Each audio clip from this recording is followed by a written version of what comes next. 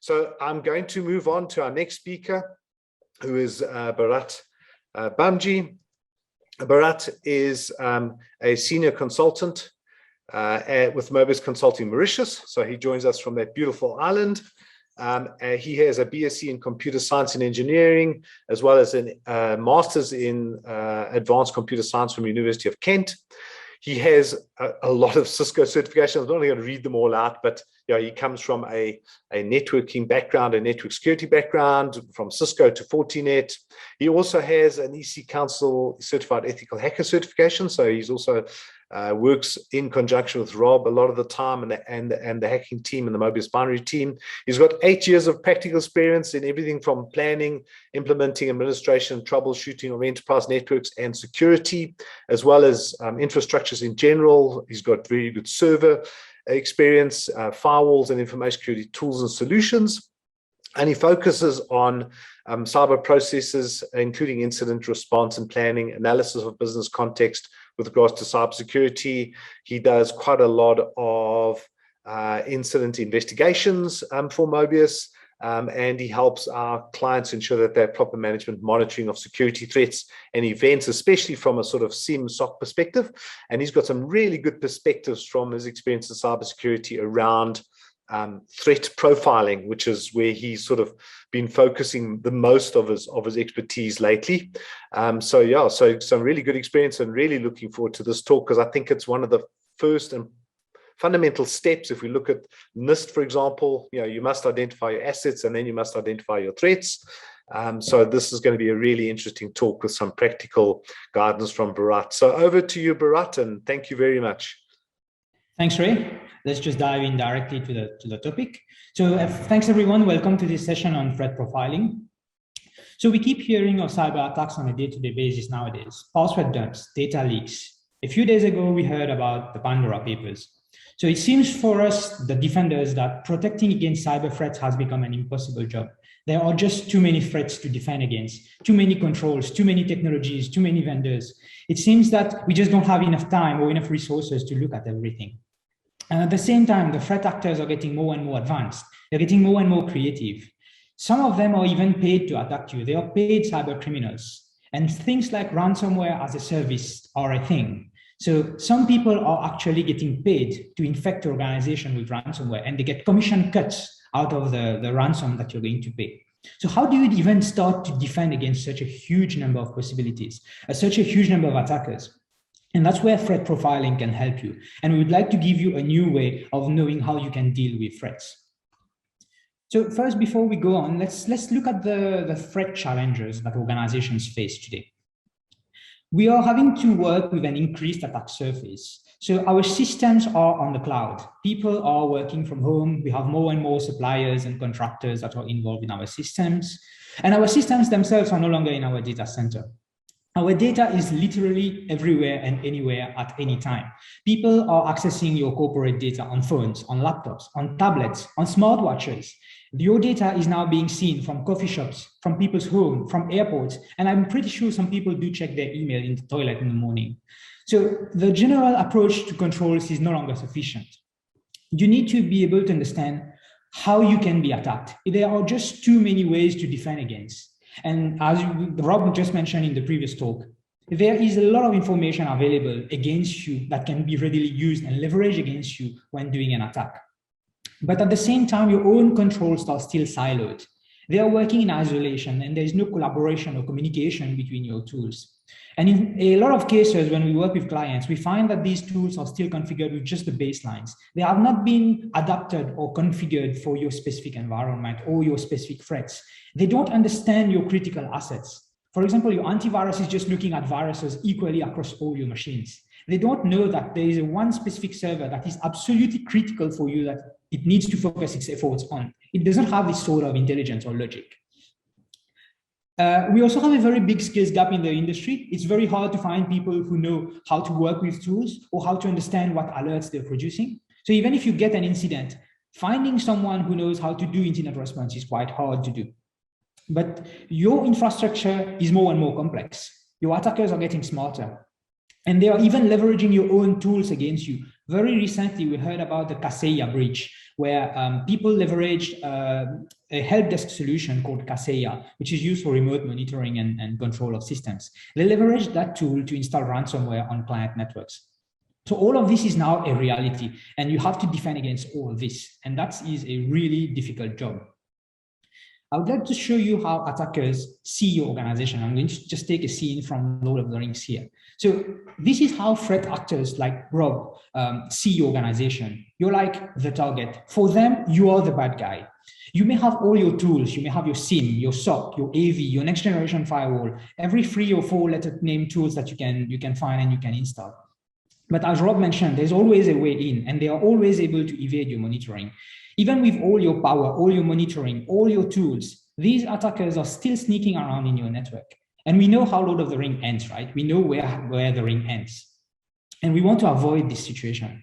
So as Mobius, we've come up with this approach called threat profiling. And it's a different way of seeing defending against threats. Instead of trying to be on the defense, we try to look at threats from the attacker's perspective. And we start this process by understanding your business. So we want to understand how you do things, what do you do, what is precious to you, and how do you work. Based on this information, we can then profile your threats. How would you be attacked? Why would you be attacked? What do you have that is precious that attackers would want?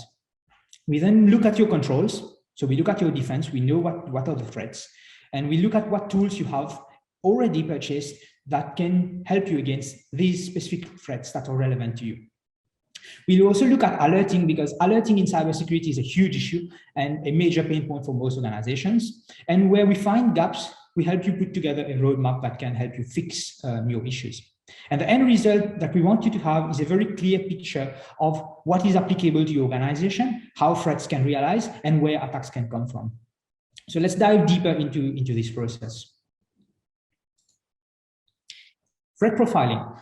We first want to take a threat-based approach. So we shift our perspective from the attacker. We look at attack pathways and your critical IT. We want to understand what your organization is exposing to attackers and how these different assets can be attacked. We want to understand what threats are going to take each of these pathways. How can a threat get into your organization, and what is specific to your industry? Because some attackers, they focus on specific industries. Some are going to look at banks. Some are going to target retail. Some are going to look at your POS specifically. So we want to understand what is applicable to you. There's no point defending against every single threat when a lot of them are not even applicable to you. We then look at the profile of the attackers. What are their motives? Why would they attack you? What are their competencies? Are they highly technical? Are they nation states? Or are they just an opportunistic attacker that just wants to make some money? Once we have this view, we move on to the controls. We look at your defenses. What tools do you have? What configuration have you put in place? Can you defend against these threats? We look at alerting in terms of the visibility that you get. What are the reports? Whether your alerts are arriving on time, and can you do something about them? In the end, we want you to be able to be ready against relevant threats. We want to have a very structured approach against countering threats. We don't want to be firefighting when we have an incident to deal with. So to go into the steps in detail, first, we start to understand the organization. We look at your core business. How do you do things? What are your key operations? Who are your key people in the organization? How do these people use IT? What systems do they use? What do they consider essential? Where do they store their sensitive information? What tools and devices do they use to access the corporate network? Basically, we want to know how they function and what is necessary for them to do their work. What is vital to them? This gives us a clear picture of your organization from the business side. It's not just from the IT side, where we look at, for example, your Active Directory and as a system. We look at the business and what they use from IT. Once we have identified your critical IT assets, we know that these are likely to get hit. These are the most exposed systems, and that's where you would need to focus your controls. These are what attackers would target. But how would they target it, and why would they target it? So we look at attackers themselves. What are their motives? Why would they attack you specifically? What do you have that they can get from you and they can't get from your competitor? What can they see from you? Rob has shown you the information from OSINT. So we can already see the perspective of the attackers. But we also want to find their motivation. Are they trying to attack you for financial reasons? Do they want to damage your reputation? Are they trying to damage you legally? Is there anything for them to gain on your systems? And we want to look at how the attack is most likely to occur and from what source. Is it going to come from outside, or is it likely that an insider is going to do it? We look at both sides. We look at internal and external, and whether your controls can see from where the attack is coming. So we end up with a view like this, which we call the criticality map. The criticality map shows you all your systems rated according to criticality by the business. So in this view, these are the systems that the business would consider essential for them. Things like their VPN, which are absolutely essential nowadays with COVID, your email, your file server, your database servers, and your ERP. These are the systems where you want to focus all your controls. We are, in short, ranking your systems by criticality and by risk through which attacks are going to come. This allows you to prioritize your budget. So you know where you want to put your controls and you know where you want to have your staff look for threats. This leads us to what we call the attack pathways and layers of defense. So let's take everybody's favorite threat, ransomware. So in this case, we see that ransomware can come through 5 different ways. It can be different for your organization. You may have more pathways or less, but we do it uniquely for each company that we work with.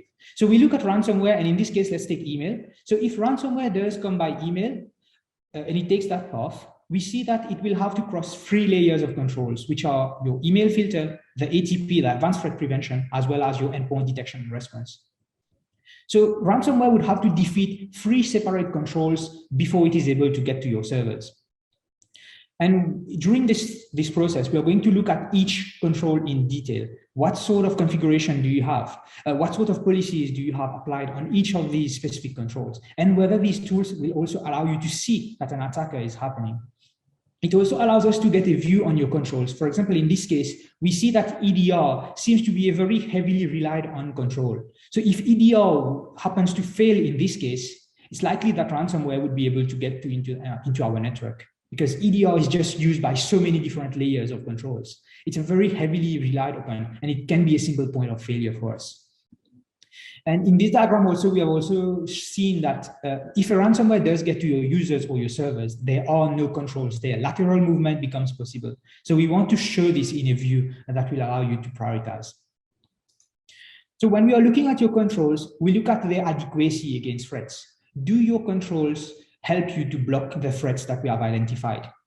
Do they have the appropriate configuration? Do they have the appropriate licenses? The policies are in place. Tools need to be customized. You can't just take a tool out of the box and hope that it does its protection for your organization. You should tune it.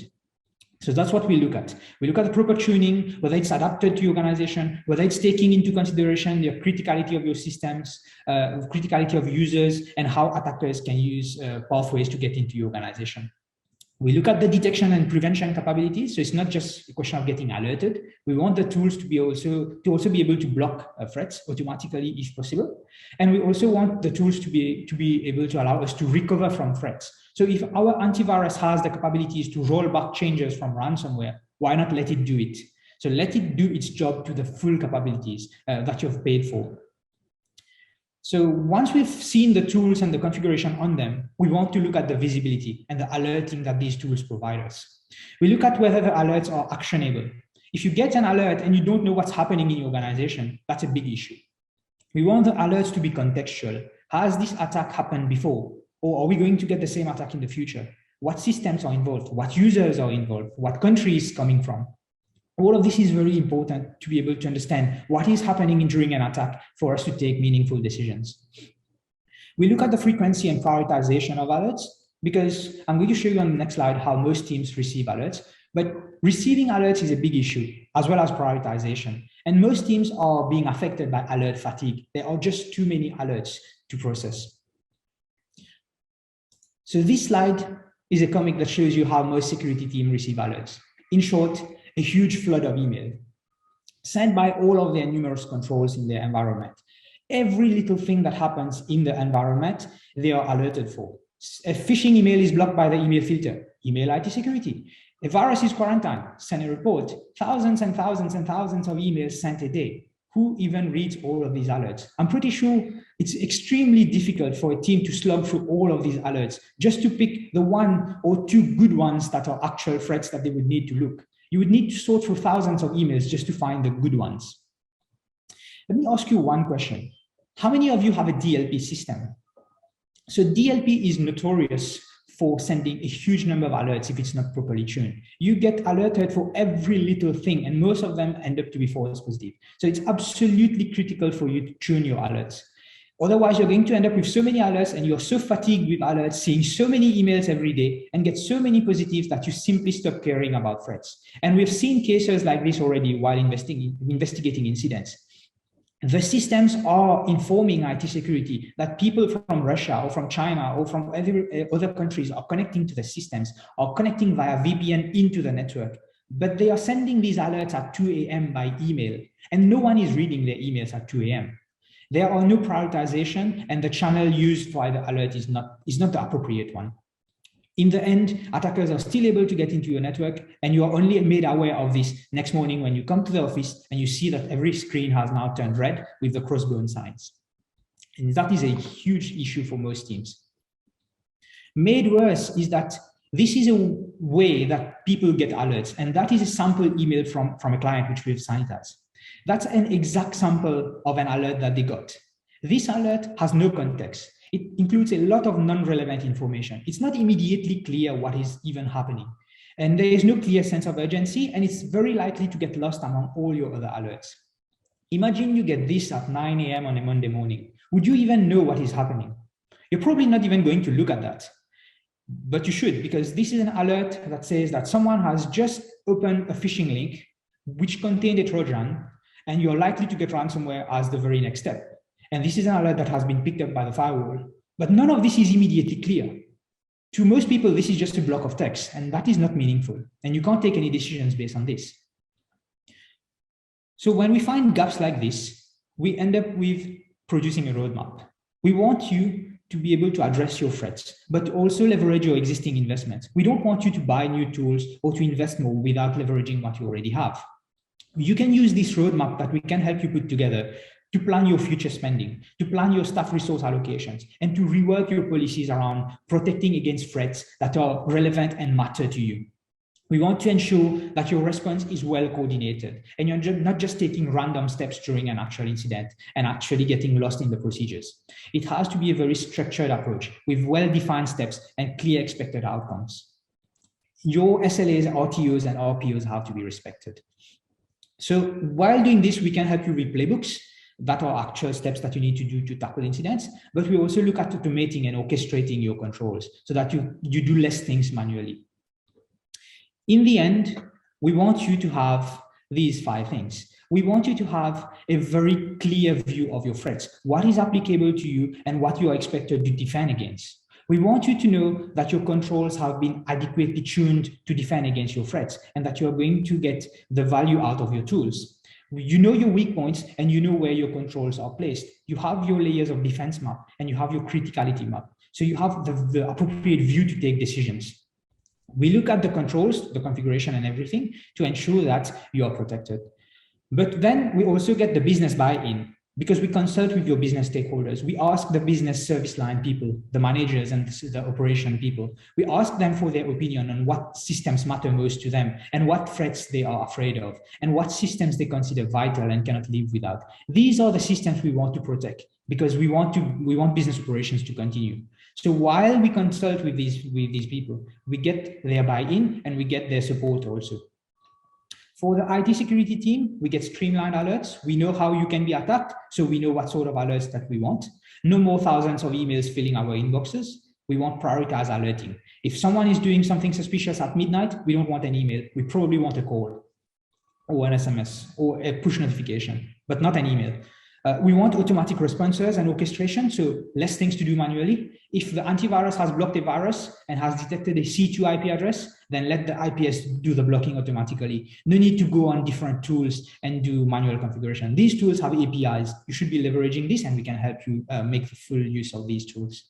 And finally, we want you to be proactively ready. It's not when an incident occurs that you're going to be putting out fires. We want you to have clear steps and clear guidance. Your playbooks, your procedures, everything has to be aligned. It's not when you get ransomware that you're going to run around shutting down things or turning off the network. Your response has to be very structured and planned. And that's achievable through threat profiling. We want you to be ready to defend, and that's what threat profiling allows us to do. And that's bring us to the end of this session. I hope you found it interesting, and we welcome any questions. Thank you very much, Bharat. So good practical guidance on the steps to follow around threat profiling, and once you understand your threats, how to use that threat profiling information to look at your controls and your monitoring. So thank you very much. So we do have one question. What tools do you recommend for automation and orchestration? Bharat, yeah, I don't know if you've got any views around the different tools for automation and orchestration. Yes. So a lot of these tools already include APIs for automation and orchestration. It's just a question of plugging them together. So for example, your firewall would expose an API that allows you to block an IP address that is detected by your antivirus system. So it's just a question of connecting the two systems APIs together. It's very rare that you're going to have to buy something else just to get this sort of orchestration. But if you already have the tools, for example, if you have a SIEM, SIEMs have inbuilt features for orchestration that you can leverage to do this for you. So it's like you're configuring it from a centralized perspective. Okay, so it's a case of leveraging what you've got as a wherever possible. Yes, right. so make so that's perfect. Great, thanks, Bharat. Just one more question. So, you know, what in your experience, and I know you've done this a few times, but what do you believe are the main challenges you're facing, you know, completing a threat profile? I know one of the advantages of having that threat profile is ensuring that everyone in the organization has a common understanding of the threats and don't talk about inappropriate threats. But what are the main challenges when you go through that threat profiling process, Bharat? Okay, so the main challenge for us is getting a clear picture of the organization, because while we engage with the business, very often we find systems that are being used that are not controlled by IT. So these are third-party systems. To get a clear mapping of all of these systems and a clear mapping of all the entry points and exit points out of the organization. And very often this information is not readily available. So that's something we fight with.